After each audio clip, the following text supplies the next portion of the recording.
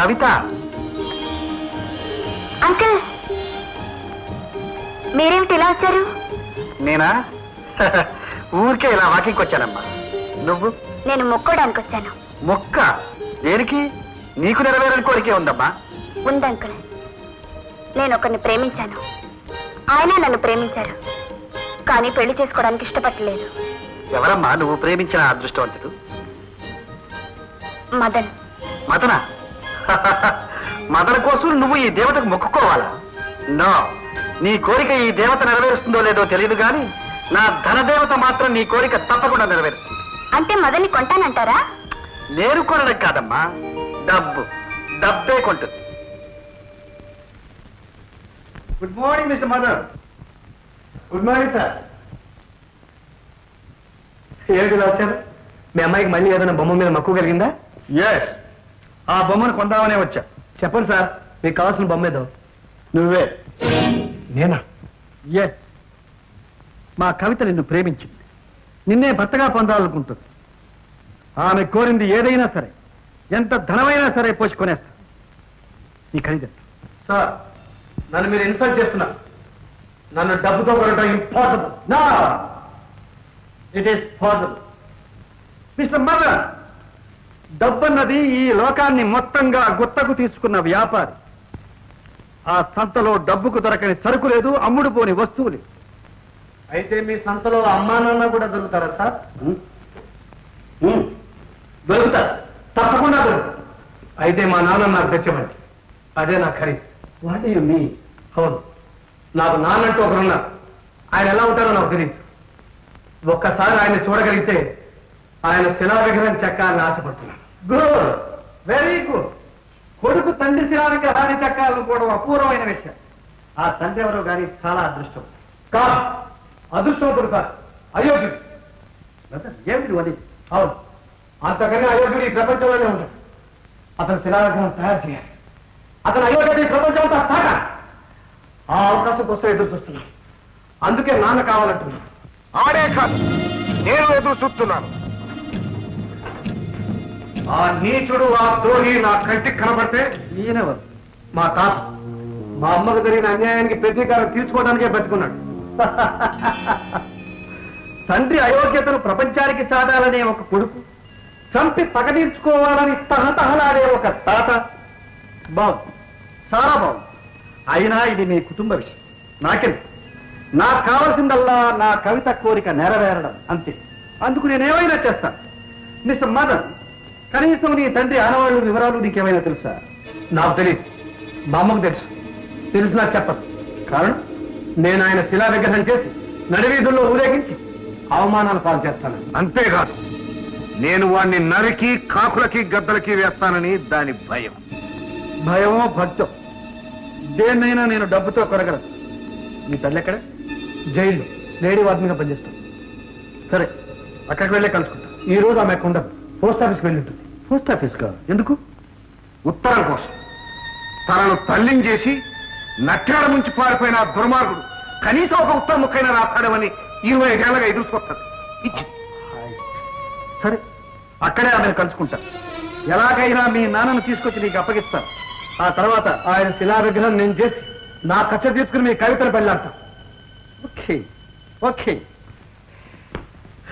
Sir, ఒక్క షరతు. ఏమిటి? మీరు డబ్బు గలవారు, తిమ్మిని బమ్మిని చేయగలరు. అందుకనే చెప్తున్నాను, మీరు తీసుకొచ్చిన మనిషి మా నాన్నే అని మా అమ్మ ఒప్పుకోవాలి.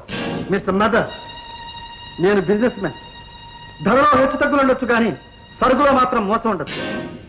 మీ అమ్మ ఒప్పుకుంటేనే ఆయన మీ నాన్న అవుతారు. ఓకే? ఓకే.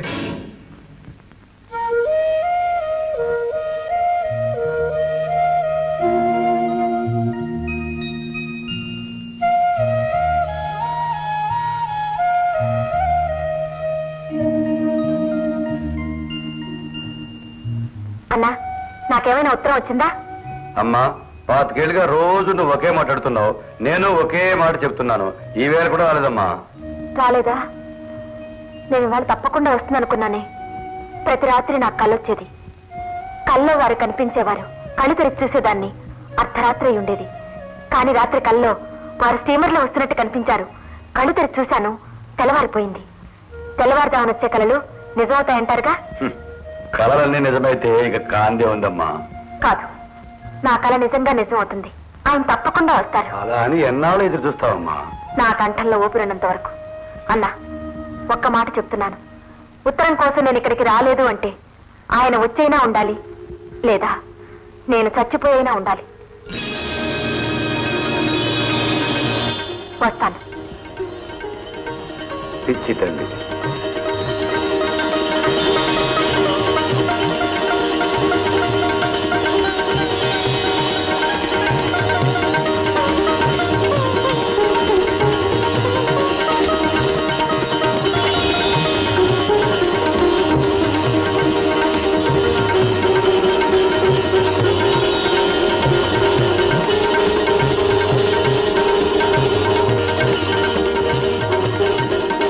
ఏమమ్మా, నీకు ఉత్తరం వచ్చింది.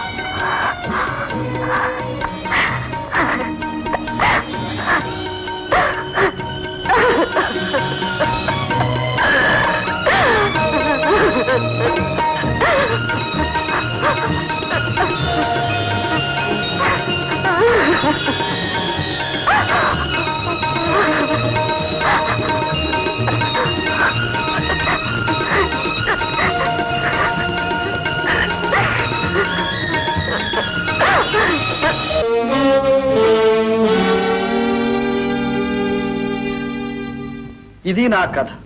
ఇక నీ కథ ఎంత పెద్దదై ఉంటుందో. నా కథ పెద్దది కాదండి, చాలా భయంకరమైంది. పెళ్లి కాకుండానే గర్భవతి అయిన ఆడది. పడవలసిన కష్టాలు, అవమానాలు, అపనిందలు అన్నీ పడ్డాను. మై గాడ్, అప్పుడు నువ్వు గర్భవతివా? నాకు తెలియదు చంద్ర. మీకు తెలియకపోయినా తెలియకూడని మా మామకు తెలిసింది. ఆయన సంగతి మీకు చెప్పానుగా. నిప్పులు తొక్కాడు, కత్తులు నూరాడు. మీ మీద కోపంతో ఆయన నన్ను పెట్టిన బాధలు అన్నీ ఇన్ని కావు. ఆయన ఎన్ని బాధలు పెట్టినా భరించాను, కానీ మీకు ముప్పు తెచ్చే ఒక మహాపాపం చేయమన్నప్పుడు మాత్రం భరించలేకపోయాను.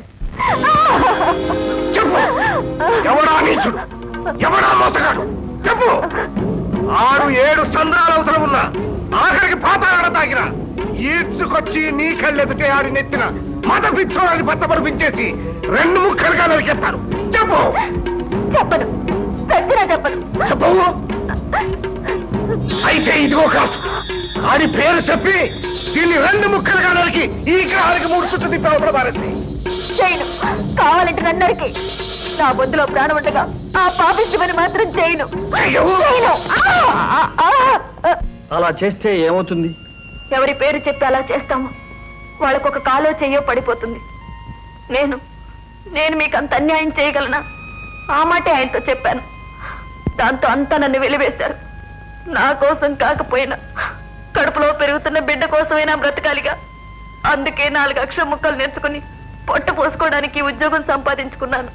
వెలివేసింది వాళ్ళు కాదు చంద్ర, నేనే నిన్ను, నీ బిడ్డను జీవితాన్ని నుంచి వెలివేశాను. నలుగురిలో తలెత్తుకోకుండా చేశాను. అదేనండి, అన్ని బాధల్లోకి భరించలేని బాధ అదే. నలుగురు వాణ్ణి మీ నాన్న ఎవరిని అడిగినప్పుడల్లా వాళ్ళకి సమాధానం చెప్పలేక ఏడుస్తూ తిరిగి వచ్చిన ఆ పసివాడిని చూస్తే నా కడుపు తరుక్కుపోయేదండి.